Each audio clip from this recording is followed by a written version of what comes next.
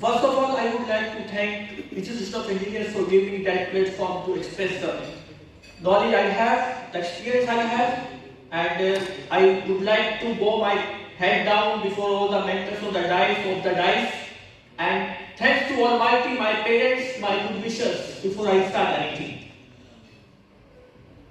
Every day we start with the news of electrocutions, fire, failure of equipments, and all this gives pain. We feel bad, we start cursing the utility, we start cursing the systems. We start thinking who is responsible for that. But we have to find out the root cause, why it is happening every day without fail. And I can tell you one thing, that so far electrical safety is concerned, it is like an elephant in the room and no one wants to discuss about it. When we start discussing, we have our own description. We have our own interpretation about the safety rules and regulations already in place. When you start giving interpretation of your own, it creates chaos. And with that, no one can stop the accidents happening every day. 30 to 40% in a day, not small things because of electrocutions. 15,000 deaths in a year is not a death, it's a death of the wisdom, death of the wishes, death of the dreams of men. The dreams shatters of 15,000, 75,000 people in a year because of that deaths. This is a normal scenario on the social media. The moment the monsoon starts, the people start getting electricity.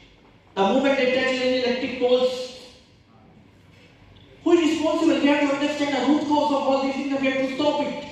And with our bit, we start giving back to the society, we start understanding the cause, we can stop it. It's not rocket science, we have to understand the science behind that, simple things.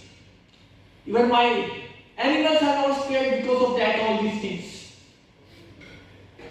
We have to work hard, we have to give back to the society, we have to work in that direction to stop all these things happening every day without fail. Can you forget that last year accident? That girl who was planning to move to some hill station got electrocuted to the New Delhi stations.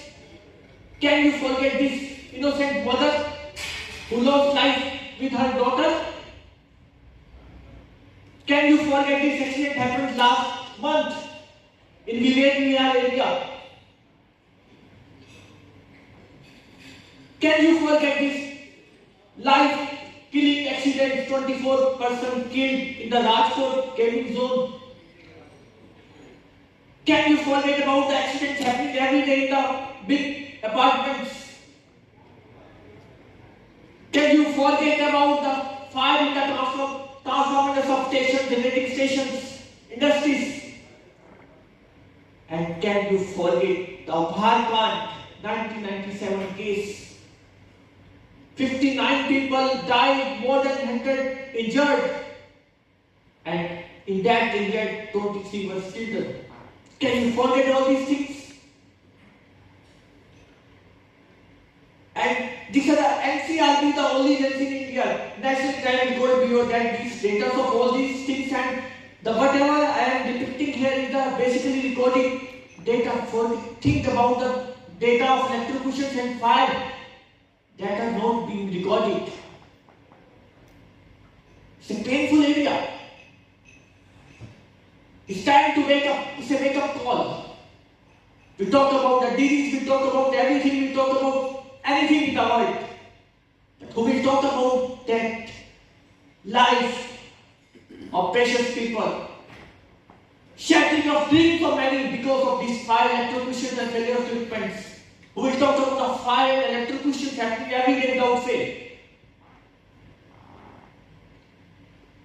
If you jot down the main reasons, there are 13 main reasons for all these things happening in our system. It is because of overcurrent, harmonic surge fault, electric arc, failure of connection relay, wrong selection of cables, mismatch of illumination fittings, use of extension cord, use of outdated damaged equipment. It is because of over voltage.